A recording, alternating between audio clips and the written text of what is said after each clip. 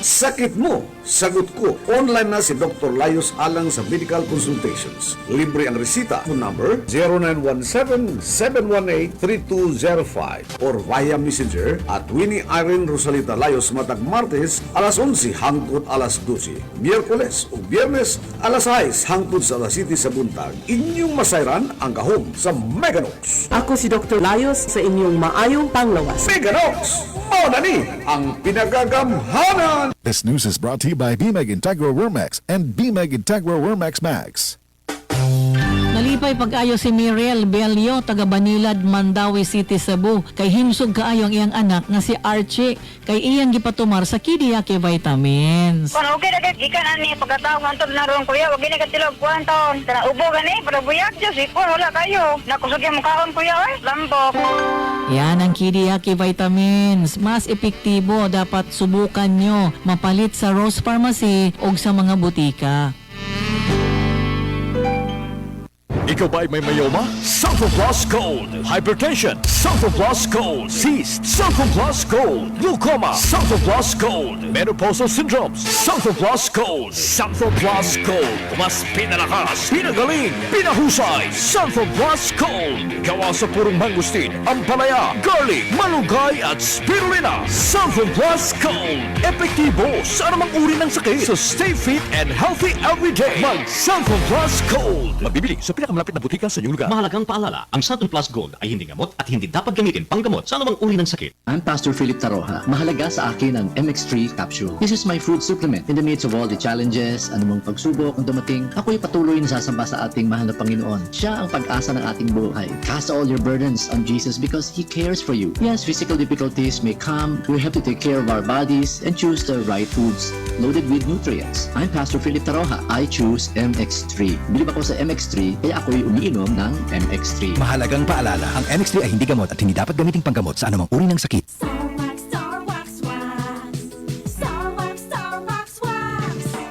Always remember, sa paglinis, pakintabin ang sahig.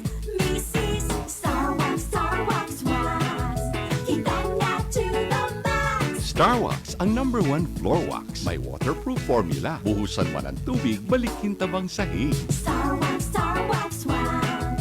Kitang na to the max, max, max. Starwax Floor Wax. Manufactured by ACS Manufacturing Corporation. ISO certified world-class quality. ACS. Mula sa #1 Smart Dishwashing Base. Tanggaling-galing mo!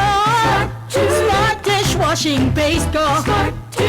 Pritong ulam na masebo, plato o kaldero.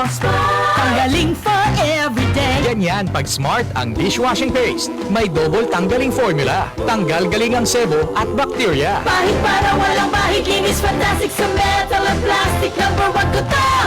Tanggaling-galing mo! Smart Dishwashing Paste. Heavy duty linis bawat pahid. Smart Dishwashing Paste. Manufactured by ACS Manufacturing Corporation. ISO certified world-class quality. ACS. We are Land Bank, and we are here for you. We are Land Bank, helping make your dreams come true. We start with a brave new world, a world for me and for you. Land Bank, serving the nation. Land Bank. Serving the nation for 60 years, Land Bank is regulated by the Bangko Sentral ng Pilipinas, member PDIC and BancNet.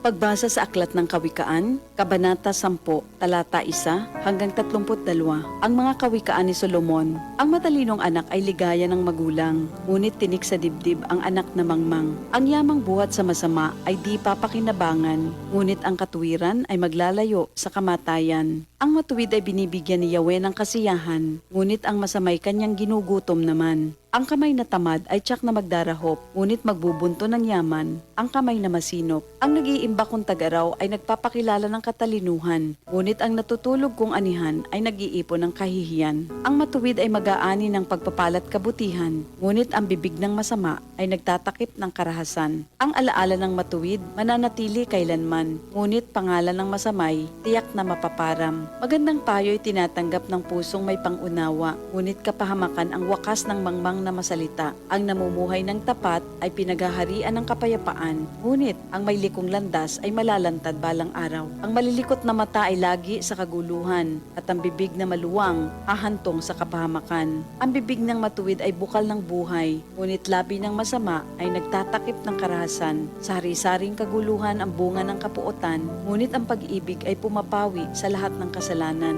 Sa labi ng may unawa matatagpuan ang karunungan, ngunit sa likod ng isang mangmang, pamalo ang kailangan. Ang taong matalino'y nag-iimpok ng karunungan, ngunit ang salita ng mangmang ay nagdadala ng kapahamakan. Ang kayamanan ng mayamay matibay niyang tanggulan, ngunit ang kahirapan ng yagit ay kanyang kapahamakan. Ang kinikita ng matuwid ay nagbibigay buhay, ngunit ang sama-sama winawalda sa kasamaan. Ang nakikinig sa payo ay nasa daan ng buhay, ngunit ang ayaw sumunod ay tungo sa pagkaligaw. Ang nagtatanim ng puot ay puno ng kasinungalingan. Ang naninira sa kanyang kapwa ay isang taong mangmang. Ang taong masalita ay malapit sa pagkakasala, ngunit nagpipigil ng dila ay dunong ang pakilala. Ang dila ng matuwid ay tulad ng pilak na mahalaga, ngunit ang puso ng mangmang ay basura ang kagaya. Ang labi ng matuwid sa marami ay pakinabang, ngunit ang mangmang ay namamatay ng walang karunungan. Ang pagpapala ni Yahweh ay kayamanan na walang kasamang kabalisahan. Ang paggawa ng kasalanan ay kasiyahan ng masama, ngunit ang mabuting asal, kasiyahan ng may unawa. Ang kinatatakutan ng masama ay magaganap sa kanya, ngunit ang hangarin ng matuwid ay matatamo niya. Tinatangay ng hangin ang taong masama, ngunit ang matuwid ay gusaling di magiba. Kung paanong ang usok ay nakakaluha, ang suka ay nakakangilo, gayon ang tamad na alipin sa kanilang mga amo. Ang paggalang at pagsunod kay Yahweh ay nagpapahaba ng buhay, ngunit ang mga araw ng masama ay hindi magtatagal. Ang pag-asa ng matuwid ay may magandang kahinatnan, ngunit ang pag-asa ng masama ang dulot ay kabiguan. Si Yahweh ay kanlungan ng mga taong matuwid, ngunit kaaway sila ng taong masama ang hilig. Ang matuwid ay mananatili sa kanyang dako, ngunit ang masama kung saan-saan matutungo. Ang salita ng matuwid ay nagpapakilala ng karunungan, ngunit ang dilang sinungaling ay puputuli naman. Ang salita ng matuwid ay palaging angkop, ngunit ang salita ng masama ay puro paninira. Ito ang salita ng Diyos.